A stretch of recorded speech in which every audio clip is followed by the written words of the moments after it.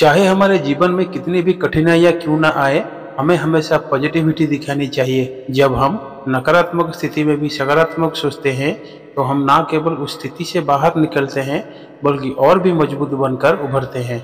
चलिए आज हम आपको एक ऐसी कहानी से रूबरू कराते हैं कि कैसे एक आदमी ने गांव में सूखे पड़ने के दौरान अपनी सकारात्मक सोच की वजह से पूरे गांव को उस स्थिति से उभार लिया। तो स्वागत है आप सबका हमारा stories of dreams Hindi YouTube channel पर, जहां हम आपके लिए लाते हैं मजेदार और अनसुनी कहानियों का खजाना। एक समय की बात है, एक छोटे से गांव में रमेश नाम का एक व्यक्ति रहता था। वह बहुत ही मेहनती और ईमानदार था, लेकिन उसके जीवन में कई कठिनाइयां थी। उसकी आर्थिक स्थिति ठीक नहीं थी और वो हमेशा परेशान रहता था। एक दिन रमेश के गांव में एक साधु आए। साधु ने रमेश को बहुत परेशान देखा और उससे पूछा, बेटा तुम इतने दुखी क्यों हो? रमेश ने साधु को अपनी सारी परेशानियां बताई। साधु ने मुस्कुराते हुए कहा, तुम्हारे पास जो भी समस्याएं हैं उसका समाधान तुम्हारे ही पास है, लेकिन सबसे पहले तुम्हें अपने दृष्टिकोण को बदलना होगा। रमेश को समझ नहीं आया कि साधु का क्या मतलब था। उसने साधु से विनम्रता से कहा, मुझे समझ नहीं आया, कृपया विस्तार से समझाएं। साधु ने कहा, बेटा जीवन में हर किसी के पास समस्याएं होती है, लेकिन जो व्यक्ति कठिनाइयों में भी सकारात्मक सोचता है वही असली विजेता होता है। जब भी तुम किसी नकारात्मक स्थिति में हो, उसे एक चुनौती के रूप में देखो। याद रखो, हर समस्या के साथ एक अवसर छुपा होता है। फिर साधु बाबा ने रमेश को एक छोटी सी कहानी सुनाई। एक बार की बात है, एक जंगल में एक बड़े तूफान ने पेड़ों को गिरा दिया। सभी जानवर डर के मारे छुप गए, लेकिन उस जंगल में एक छोटी सी चिड़िया जो अपने घोंसले में बैठी थी, उसने सोचा, अगर मैं डर के मारे छुप गई तो मेरा घोंसला टूट जाएगा, इसलिए मैं बाहर जाऊंगी और अपने घोंसले को बचाने की कोशिश करूंगी। वो चिड़िया उड़ गई और अपने घोंसले के चारों ओर मजबूत तिनके इकट्ठे करने लगी। तूफान बहुत तेज था, लेकिन चिड़िया ने हार नहीं मानी। उसने अपने घोंसले को इतना मजबूत बना दिया कि तूफान भी उसे नुकसान नहीं पहुंचा सका।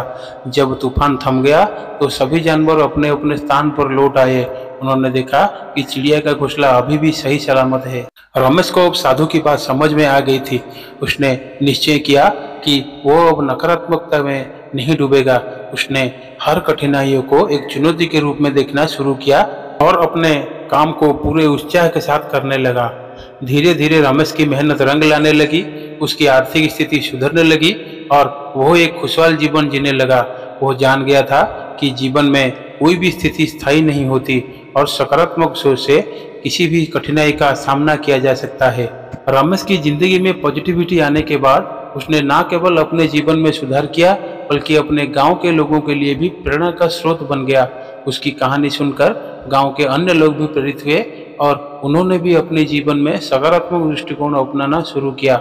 गांव के लोग अब जब भी किसी कठिनाई का सामना करते तो वे रमेश के पास आते और उससे सलाह लेते। रमेश ने उन्हें भी साधु द्वारा सिखाई गई बातें बताई और समझाया कि कैसे हर समस्या में एक अवसर छिपा होता है। धीरे धीरे पूरे गांव का माहौल बदलने लगा। लोग पहले की तरह हर समस्या से डरने की बजाय उसे एक चुनौती के रूप में देखते और उसका समाधान ढूंढने की कोशिश करते। एक दिन गांव में एक बड़ा सूखा पड़ा, फसलें बर्बाद हो गई और गांव के लोग भूखमरी के कगार पर आ गए। इस स्थिति में भी रमेश ने हार नहीं मानी। उसने गांव के लोगों को इकट्ठा किया और कहा, हमें इस कठिनाई का सामना एकजुट होकर करना है। अगर हम सब मिलकर प्रयास करें तो हम इस संकट से भी उभर सकते हैं। रमेश ने सुझाव दिया कि सभी गांव वाले अपने बची हुई फसल और खाद्य सामग्री को इकट्ठा करें और इसे एक जगह पर जमा करें। फिर उन्होंने इसे समान रूप से बांटने का फैसला किया ताकि कोई भी भूखा ना रहे। इसके अलावा रमेश ने गांव के लोगों को आसपास के खेतों में जाकर काम करने के लिए प्रोत्साहित किया ताकि वे कुछ पैसा कमा सकें और अपने परिवार का पेट पाल सकें। गांव के लोग रमेश के इस सकारात्मक दृष्टिकोण से बहुत प्रभावित हुए और उन्होंने उसके कहे अनुसार ही किया। धीरे धीरे गांव में स्थिति सुधरने लगी।